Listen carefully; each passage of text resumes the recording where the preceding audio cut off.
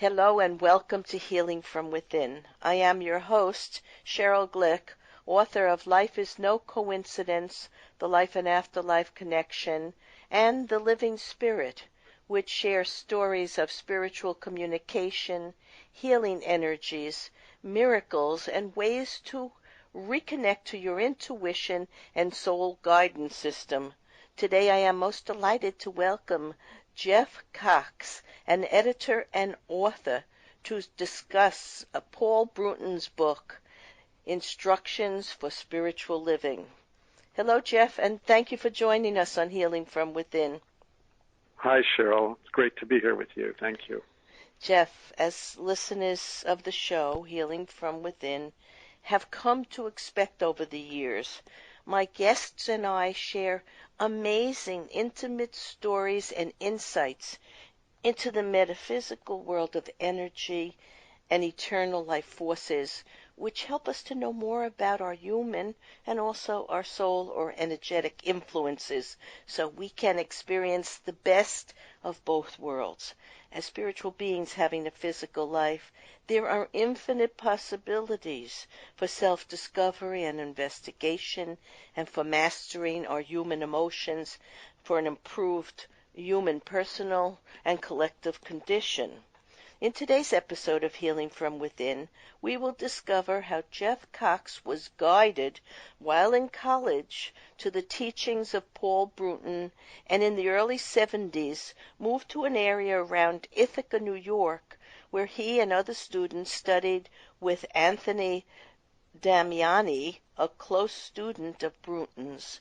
We will discuss Bruton's widely esteemed integrated, and that's a good word, integrated, spiritual teachings and meditation systems into a practical approach for contemporary life, which is very much needed in these changing and evolving times we're living in.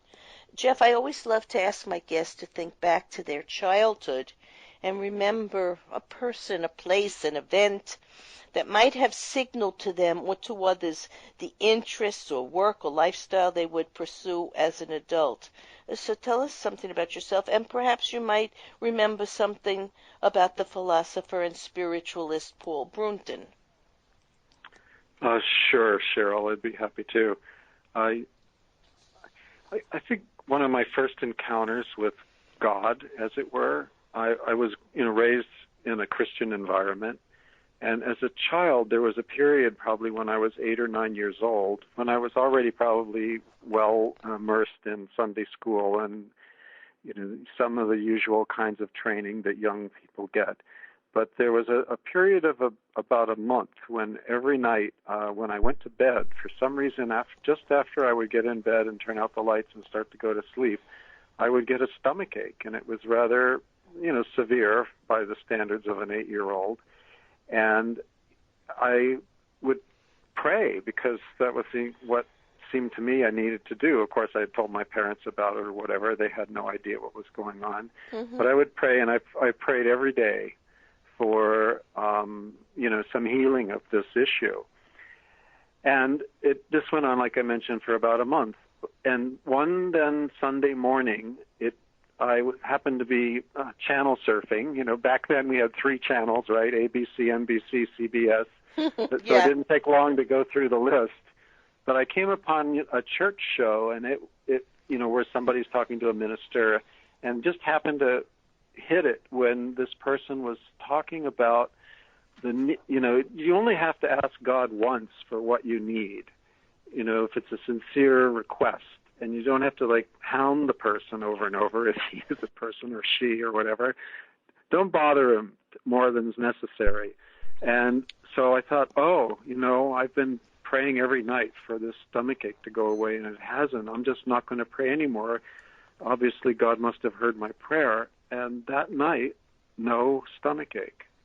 So I felt like it was like an inner turn and an inner trust on my part.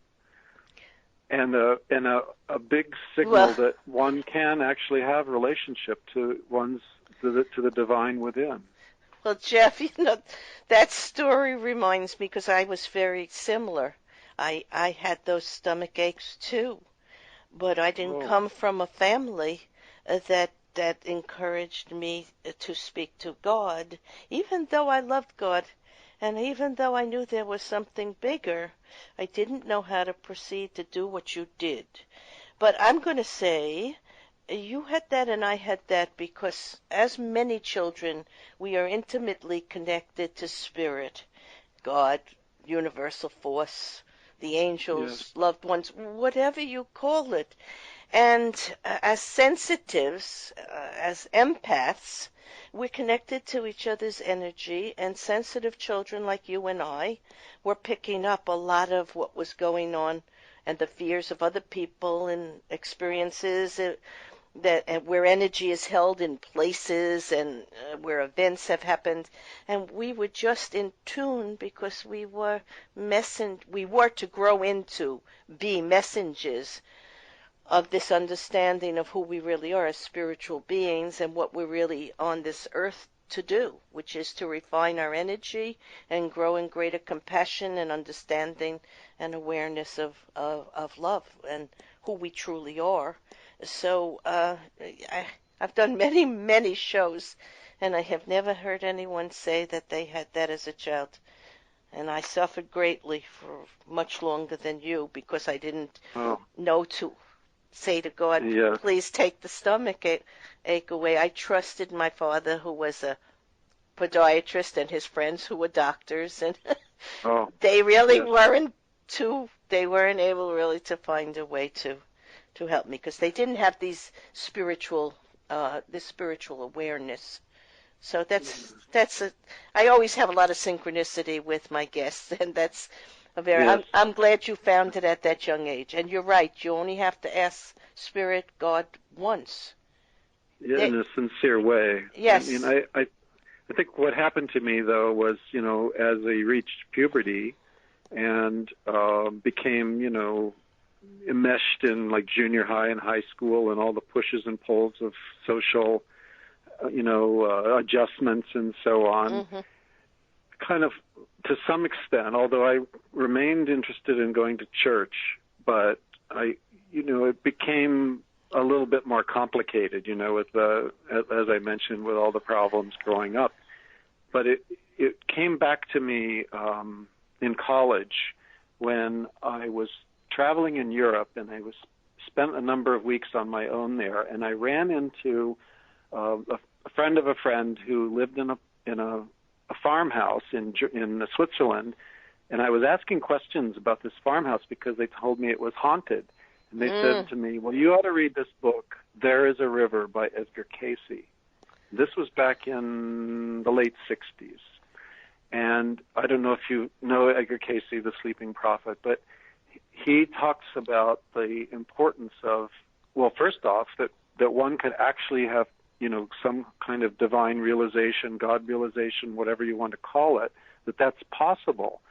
And then he says something about the importance of meditation and possibly yoga practices as a way of facilitating the transformation that one Yes. needs to do. Yeah, it's So finding when I the energy, it's yeah, finding the chakras, the energy points of the body that connect to this universal energy. And I studied at Edgar Cayce's Association for Research and Enlightenment in New York City when I oh, became a Reiki master teacher.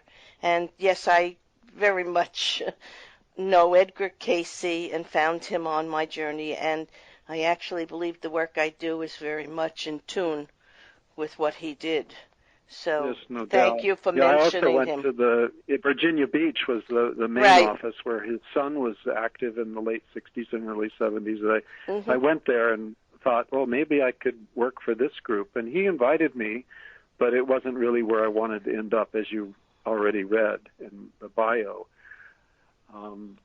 What We are I guided to had to, go where yes, and to be with the people and to fulfill our destiny. And it's yes, all, look, any way to God or spirit or love, the love of the universe is the right way.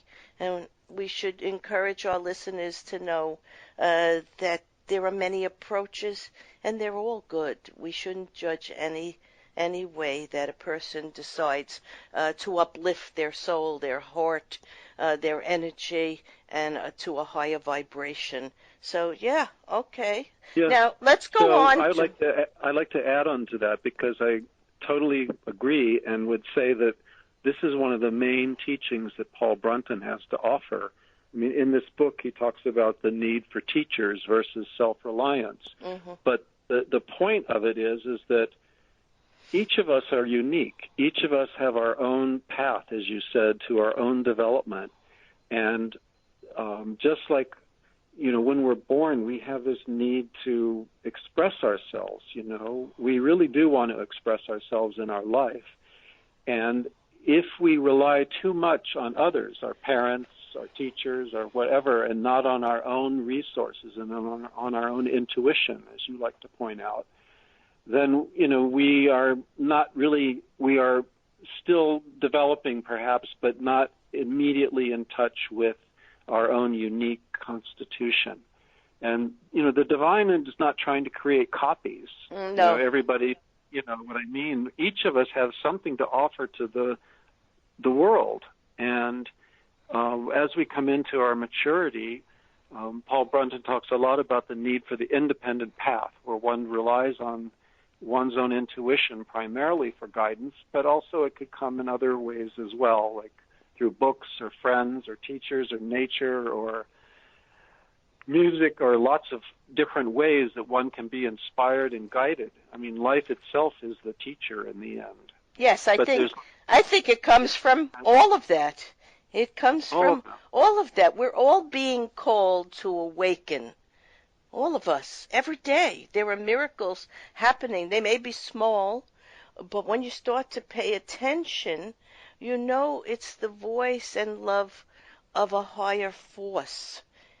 God really does exist. You see, when I was in college, I studied philosophy and literature and religion because I was looking to understand what I felt existed within me, but it had no name. And I couldn't explain it. I wasn't astute enough yet to put it all together. But the point is, we learn it through our self-investigation, through our own experiences, and we do have a personal connection with spirit. It's not only through the structure of religions, it is through our own wish to awaken to the calling that is coming to all of us. And I think that's why we've decided to have this physical life, simply to forget in childhood who we are, and then as time goes by and experiences show us, we remember again who we are. And we're all socialized. We all have parents and teachers and guides, people who want to put their impressions upon us, and they do. And then we feel either it's the right impression or wrong. And sometimes It takes us a long time to realize that we have to let it go, release it, and go to that place of stillness where we connect again to our own, you call it the over self, or our own soul self, or our own source of eternal life, which is, a consciousness of being one with everything in the universe, and where we come from, God's energy, and where we go back to upon leaving this physical life. But let's go on to learn a little bit about who was Paul Brunton, and why do you regard him so highly? Yes, of course. Paul Brunton has been widely regarded as an authority in Eastern spirituality. He was born in the last couple years of the 1800s, and in the early 1900s, he had spiritual awakenings as a teenager. He had experiences that he said he didn't understand at the time, but they were very deep and provoked or, encouraged him to seek further. And he grew up in London. He was a British author, and he grew up in London, in Bloomsbury, which was very culturally active, with a lot of intermixing of people from different cultures. And he was encouraged to look to the East. And around 1930, he traveled to India, and he explored all kinds of people, yogis and shamans, and people can do magic or, yogic feats like be buried for many hours and not able to breathe and then come back to life or stop their heartbeat or all those kinds of things. But in the end, it was the deeply spiritual teachers that he met and wrote about in his book, A Search in Secret India, that brought Paul Brunton to the forefront of Western interest in Eastern spirituality. He was like Bill Nye, the science guy. Whenever there's like a science question on PBS, they bring in Bill Nye and they say, what about global warming? And he says, well, it's getting hotter.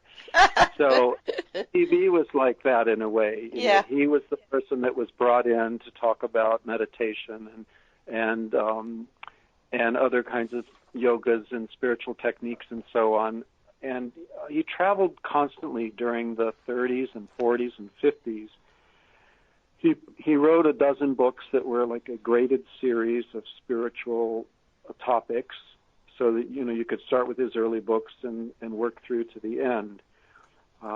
He, at the time that he was traveling in India, it was like, you couldn't look up things on the internet. There was no internet. There was no like Yelp reviews of like hotels or places to stay or who you could trust or where to go.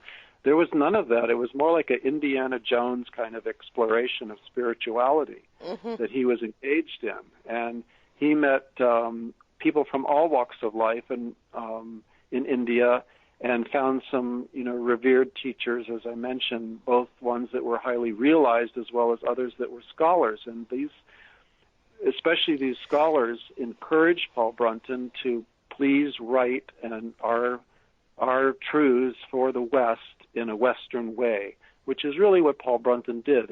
His books are written for Westerners, for the Western lifestyle, and I think his success as an author, shown by the number of books that he sold, was over 2 million books. He stopped writing in the 1960s. He stopped publishing his writing in the 1960s, but he continued writing until he died in 1981. And the Paul Brunton Philosophic Foundation, which is what I'm part of, ended up inheriting all of his unpublished writings. And this book, Instructions for Spiritual Living, is a collection of essays that were previously unpublished that have been assembled mostly by me in this format as the major topics one needs to know in order to pursue the path. Because Paul Brunton sort of dropped out of public forums in the 1960s, and this was, just as another wave was coming from India, he sort of fell out of the public view for a time. But the foundation published the notebooks of Paul Brunton in the 1980s, which revived a lot of interest in him, and many authors and spiritual teachers have endorsed the writings and teachings of Paul Brunton as a result of reading these notebooks. And you can read these notebooks yourself. They're available free online. You can also buy them or get e-books or whatever. But the paulbrunton.org website has the notebooks there available that cover 28 different categories of spiritual subjects. It's really the A to Z of spiritual pursuit, I would say. I like that he mentioned that we should not regard the mystic as a highly specialized type of human beings, because we all have the ability to have these mystical experiences.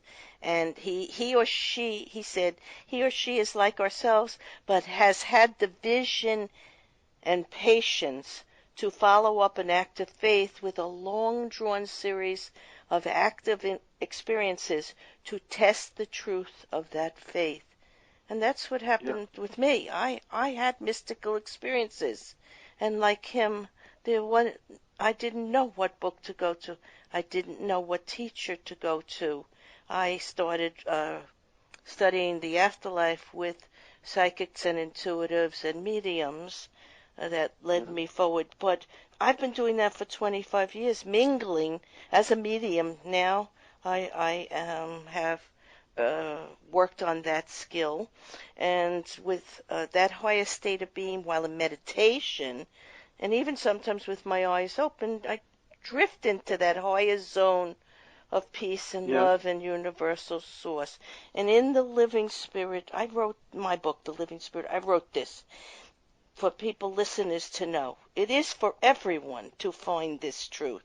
It is not just, we have ordinary experience and we have mystical experience, but the one who follows up on the mystical experience finds their way to these truths.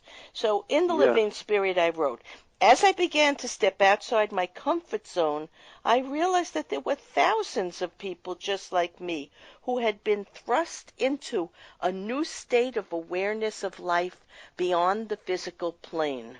Once that happened, it was impossible to go back to that three-dimensional way of thinking. Suddenly, the concerns of everyday living, like paying the rent, managing our families and careers, was no longer enough. We were seeking something greater.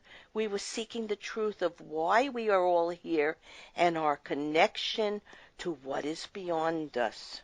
Now, I'm sure that this happens to so many people, and they question it for a moment, but they don't have the consistency or resilience or fortitude to go down that path, because once you go down that path, you can't go back. Yes, well, I think it's the virtue of a culture, to have civilization even, that the wisdom of people is preserved and available and hopefully taught. I mean, as our culture became more secular, it became less available in some ways. But I think you're exactly right. There's two things I was thinking of, is that before I had this kind of waking up in Switzerland to the possibility of a spiritual life, I reached a point in my ordinary life where I was really asking myself, is this all there is? I had kind of achieved some of the smaller and personal goals that I had wanted to achieve even when I was in college, before I started any career. But I reached a place where it was like, if this is all it's going to be, it's going to be kind of boring, and I don't really know what to do. I reached that point when I was 42. You reached it a little earlier, I think.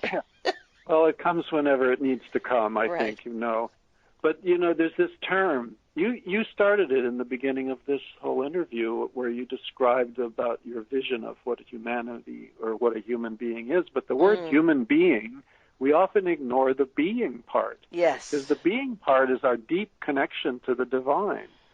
And the human part is the individuality, and that's very important to develop. That's the way the divine can express.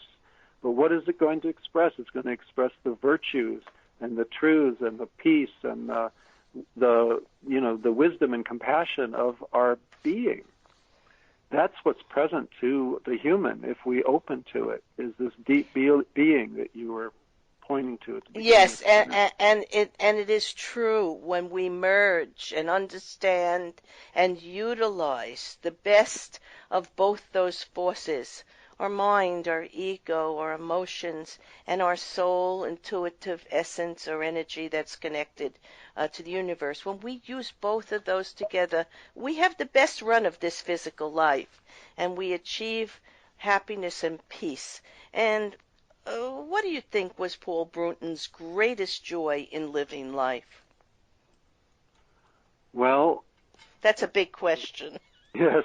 Well, I think he, once he really attained the fullness of what was humanly possible for him as a we could say a sage or a realized being. I mean, it's like every moment. He says, I never lost after that time. I never lost the inner peace. He says, I like to be of help. I like to do my research. I love to write and to guide others that way. But you just answered it. He found peace. Peace. Enlightenment was peace and love and contentment and happiness and being comfortable in his soul body and his physical body. He found peace, and I think that's probably what we all look for as we move forward in our spiritual journey. So I want to thank you, Jeff Cox, for sharing the wisdom of Paul Brunton's search for awareness and higher consciousness through the many wonderful insights of spirit and other souls on his own path of clarity to knowing who we are as spiritual beings, having a physical life, always learning to balance our physical personalities with our inner heart essence for the best way to travel knowingly through the world of experiences, ordinary or mystical. To purchase this book, Instructions for Spiritual Living, go to paulbrunton.org. In summarizing today's episode of Healing from Within, we have explored the lifetime expression of inner soul wisdom as expressed by Paul Brunton, widely esteemed for integrating the world's spiritual teachings and meditation systems into a practical approach to find soul wisdom in these modern-day times. Paul Brunton provides instructions to guide one's development in 3 fundamental areas of the spiritual path: meditation, self-examination, and the unfolding of awakening. We have also found that only by exploring the process of self-examination and mastering our emotional landscape can we make real progress in understanding who we are and why we really chose this 3-dimensional life. As PB, as he liked to be called, Paul Brunton, PB, wrote, "We are not really walking alone. The very love that has awakened within us for the over-self is a reflection of the love that is being shown towards us.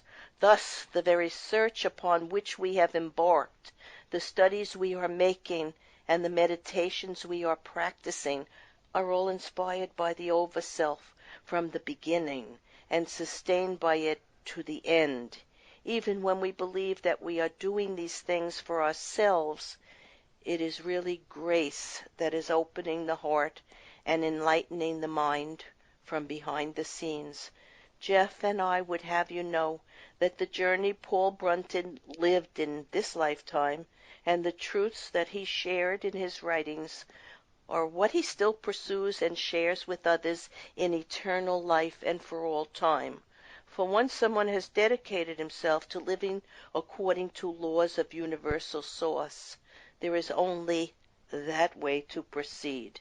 I am Sheryl Glick, host of Healing from Within, and I invite you to visit my website, SherylGlick.com, to read about and listen to leaders and authors explore the very fabric of human and divine energy for knowing ourselves and the world in a clearer and more appreciative manner.